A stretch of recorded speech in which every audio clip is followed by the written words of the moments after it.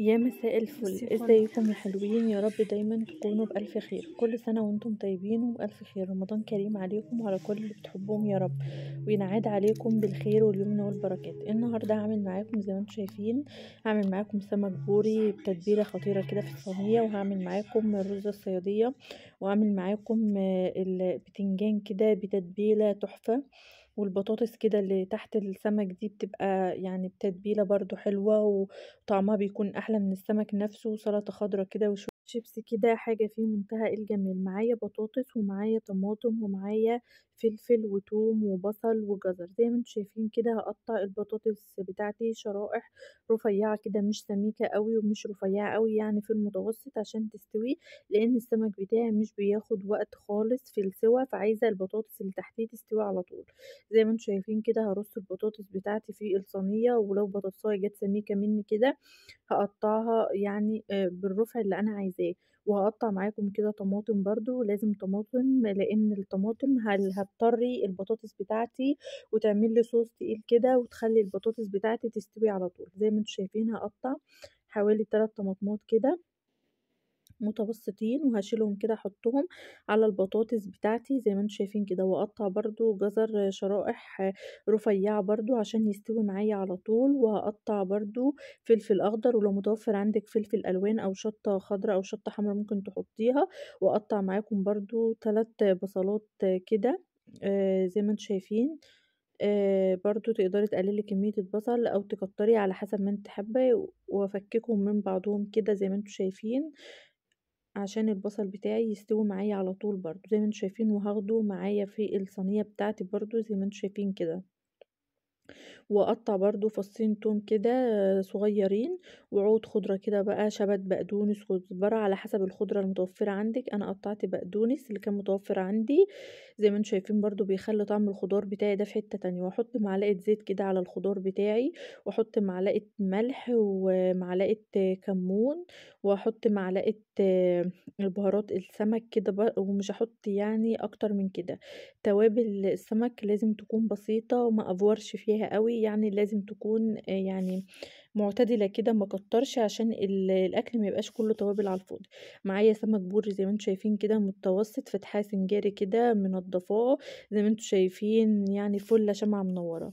اعتذر طبعا لاني وانا بصور الكاميرا فصلت والتتبيله بتاعتي ما جاتش معايا. بس انا هقول لكم التتبيله كانت عباره عن بصل وطماطم وجزر وتوم ودبس رمان وصويا صوص وخل وليمون وتوابل السمك والبهارات ولا ما حطيتش 7 بهارات، توابل سمك وملح وكمون وبس. يعني حطيت خل وليمون ودبس رمان وصويا صوص وعصير برتقان، حطيت برتقانه كده عصرتها برضو، وليمون والفلفل وعود خضره وبس، وطماطمايه وقرن فلفل بس. دي كانت التتبيله بتاعتي. بعتذر لان الكاميرا وقفت وما خدتش بالي ان هي ما اتصورتش. وده زي ما انا قلت لكم كده، دي بطاطس الشيبسي بحط عليها توابل ملح وكمون و7 بهارات وكركم عشان تديني لون كده، او كاري اللي متوفر عندك. لو متوفر توابل البطاطس تحطيها، بس انا بحب احط توابل دي. وبابريكا كده عشان نخلي البطاطسية بتاعتي محمرة كده وشكلها حلو، وخل وعصر ليمون. مبحطش اكتر من كده. واتبل البطاطس بتاعتي كده زي ما انتم شايفين بالتوابل اللي انا قلت لكم عليها، واحط عليها يعني حوالي كوبايتين ميه كده، وادخلها التلاجة او احطها على رف المطبخ كده. حاجه في منتهى الجمال، بتطلع مقرمشه وطعمها حلو ومش شاربه الزيت. وهشوي بتنجان كده، جبت بتنجانتين متوسطين كده بنضفهم من فوق، واسيب يعني العصايه بتاعتهم دي كده عشان امسك بيها البتنجانه، وافتح البتنجانه كده من الجنب واحطها جنب صينيه السمك تستوي معاها. بعد كده يعني كنا الساعة 5:30 طبعا، خلاص قربنا على الفطار. قلت اعمل الرز بتاعي يعني مش بياخد اي وقت خالص. جبت معلقة سمنة كده ومعلقة زيت وبصلتين كده متوسطين نقطعهم. هنعمل رز الصيادية او رز السمك بتاعنا، حاجة كده في منتهى الجمال برضو، يعني حاجة تحفة، يعني بتبقى جميلة يعني. الرز كده يتاكل من غير سمك اصلا، بيبقى مفلفل وطعمه حلو وجميل قوي. حاجة كده وانا بعمله يعني تاكلي الرز وما تاكليش السمك.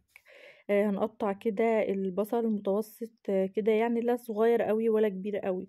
وطبعا احطه على النار كده واقلب كده البصل في السمنه في الزيت بتاعي. تقدري تحطي مثلا سمنه بس، زبده، زيت بس اللي انت حابه. واحمر كده لحد البصله بتاعتي ما تحمر معايا، يعني انا مش عايزاها تتحرق، انا عايزاها تحمر. ودي التتبيله اللي انا بقول لكم عليها، يعني انا نسيت اصورها. اخدت معلقتين من التتبيله كده بتوديلي الرز في حته تانية، ومعلقه صلصه كده زي ما انتم شايفين بتخليلي طعم الرز مختلف وطعمه جميل، يعني حاجه كده جميله. ومعايا كده كوبايتين من الرز غسلاهم ومصفياهم كويس جدا زي ما انتم شايفين. واقلب طبعا الخلطة الحلوة بتاعتي دي في الرز، يعني التتبيلة بتاعتي اللي احنا كنا حاطينها على معلقة صلصة على الرز بتاعي. وحطيت كده معلقة ملح ومعلقة كمون، واحط كزبرة ناشفة برضو على الرز بيبقى طعمه حلو قوي. واحط توابل السمك، ومش هحط اكتر من كده تاني، هو ده بس اللي هحطه. ومعلقة كركم صغيرة عشان تخليلي الرز بتاعي لونه مصفر وحلو كده، يعني حاجة كده جميلة. ونشوح فيه طبعا شوية عشان الرزية بتاعتي تبقى مفلفلة وحلوة. والمية بتاعتي المغلية طبعا انزل عليها، انزل على الرز كده بالمية المغلية بتاعتي. وطبعا انا عارفة الرز بتاعي بيشرب مية كتير، بياخد مية قليلة على حسب. واسيبه كده لمدة 7 دقايق زي ما انتوا شايفين كده، يعني خلاص وبيستوي خلاص. زي ما انتوا شايفين كده الرز بتاعي استوى وبقى مفلفل وجميل. هغطي عليه طبعا. والبطاطس بتاعتي اللي انتوا شايفين انا حطاها كده على النار بتستوي. هبدأ طبعا معاكم في تجهيز العصير. هعمل طبعا عصير جوافة زي ما انتم شايفين كده، انا مطلعة الجوافة من التلاجة من الفريزر على طول. بفككها كده زي ما انتم شايفين بالسكينة، بتبقى صعبة شوية بس اهو بنحاول يعني ايه نفككها كده زي ما انتم شايفين. وانا طبعا ما بطلعش قبلها بفترة تفك، عشان انا عايزاه العصير بتاعي سموزي كده وتقيل وحاجة كده فيه منتهى الجمال. فانا بحاول افك فيه على قد ما اقدر. زي ما انتم شايفين كده طبعا العصير بتاعي متلج، مش محتاجه احط عليه تلج عشان يتقله. بحط عليه حوالي 3 كوبايات ميه كده واضربهم في الخلاط الاول، مش بحط اي حاجه عليه عشان انا عايزه اصفي الجوافه بتاعتي. زي ما انتم شايفين كده هصفي الجوافه بتاعتي، وبعدين انزل بيها في الشفشق تاني. وطبعا احنا هناكل سمك، يعني مش هينفع احط على الجوافة لبن، فاستخدمت المية بس. اما ممكن تحطي عليها لبن وموز بيبقى طعمها حلو. وحطيت عليها سكر، ما حطيتش عليها حاجة اكتر من كده تاني، المية والسكر وخلاص. وبكده بقى معايا العصير الجوافة بتاعي جاهز زي ما انتوا شايفين كده. الشفشة بتاعي ده انا كنت حاطة فيه الجوافة لما صفيتها يعني. وخلاص كده العصير بتاعي بقى جاهز، والبتنجان بتاعي خلاص كده طلع من الفرن وجاهز كده زي ما انتوا شايفين. بقشره وهو سخن ملهلب كده، واحطه فيه الكبه بتاعتي معايا زي ما انتوا شايفين. دي بقيه التتبيله، يعني التتبيله تبلت بيها السمك وعملت بيها الرز الصياديه بتاعي، وكمان هعمل بيها البتنجان بتاعي تتبيله في منتهى الجمال. وتاكلوا طبق بتنجان بالتتبيله دي خرافه. التتبيله دي خل ودبس رمان وصويا صوص وعصير برتقان وعصير ليمون وتوابل السمك والكمون والكزبرة الناشفة والملح والخل، اكتر من كده وطماطم وجزر وبصل وثوم، ومعلقه من هريسه الشطه. اكتر من كده مفيش اي حاجه انا حطيتها، هي دي كل التتبيله. تتبيله في منتهى الجمال. وطبق البتنجان بتاعي طبق ما شاء الله جميل. والسمك بتاعي زي ما انتوا شايفين كده طلع خلاص وما شاء الله، يعني واخد من التتبيله. والبطاطس بتاعتي مستويه حاجه كده اللهم بارك في منتهى الجمال. وزي ما انتوا شايفين السمكه بتاعتي يعني مستويه خالص، مش قادره يعني امسكها جامد عشان ما اهريهاش. وزي ما انتوا شايفين السمكه يعني بتقع مني من على الاسباتيولا، يعني مش محتاجه امسكها خالص. يعني ما شاء الله السمك بتاعي مهري كده من كتر السوا، وحاجه اللهم بارك جميله. السمك البوري اصلا بيستوي على طول، ولحمته بتبقى اللي هو يعني ضعيفة شوية، اللي هو بتتهري في ثانية، يعني مش بتاخد وقت في السوا. وطبعا البطاطس اللي تحته دي يعني بناكلها حاجة كده في منتهى الجمال. هي الصينية بس، يعني انا قفلت الفرن ونسيت الصينية، فالصينية لسعت مني شوية بس يعني ما كانش محروق اللي تحت ده ولا حاجة. بس كانت البطاطس اللي تحته جميلة، والتتبيلة اللي احنا حاطينها على الخضار بتاعي حلو، والسمك نفسه متشرب بالتتبيلة كده حاجة في منتهى الجمال. والبطاطس يعني دايبة كده من السوا، حاجة ما شاء الله اللهم بارك جميلة. والسمك بتاعي خلاص استوى زي ما انتم شايفين كده برضو. كده خلاص ما كانش فاضل حوالي 10 دقايق او دقيقتين او 5 دقايق بالظبط على المغرب ان هو يأذن. فخلاص انا بفرغ معاكم الاكل. والرز بتاعي زي ما انتم شايفين ما شاء الله مفلفل وحلو وطعمه جميل قوي. بفكرة ان احنا حطينا تتبيلة السمك نفسها على الرز مخليه طعم الرز في حتة تانية خالص، ومعلقة الصلصة اللي احنا حطيناها مخليه الرز اللي هو محمر شوية وطعمه حلو عامل زي الرز الريزو كده. حاجة ما شاء الله جميلة قوي، يعني جربوا الرز بالطريقة دي هتعجبكم قوي. كده خلاص سفرتنا كانت جاهزة على الفطار وكده. يعني كل الأكل بتاعنا ما شاء الله جاهز.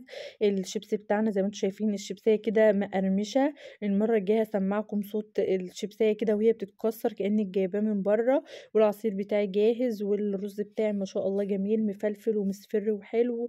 وطبق البطاطس بتاعي والسمك بتاعي وطبق البتنجان ده اللي طعمه حكاية لازم تجربوه بالتتبيلة اللي انا قلت لكم عليها دي. كانت سفرة عظيمة. اكلة السمك دي طبعا حلوة يعني من محبين الجميع.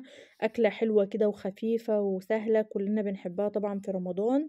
ان شاء الله نعمل وصفات تانية تعجبكم. ما تنسوش اشتراككم في القناة واعجابكم بالفيديو عشان يوصل لكم كل جديد. واستنونا في وصفات تانية احلى. وزي ما انتم شايفين السمكة مهرية خالص زي ما انا بوريها لكم كده. والرز بتاعي مفلفل وحلو والبطاطس بتاعتي بتتهري كده ودايبه دوب. يا رب يكون الفيديو بتاعي نال اعجابكم واستنونا في فيديوهات تانية كتير.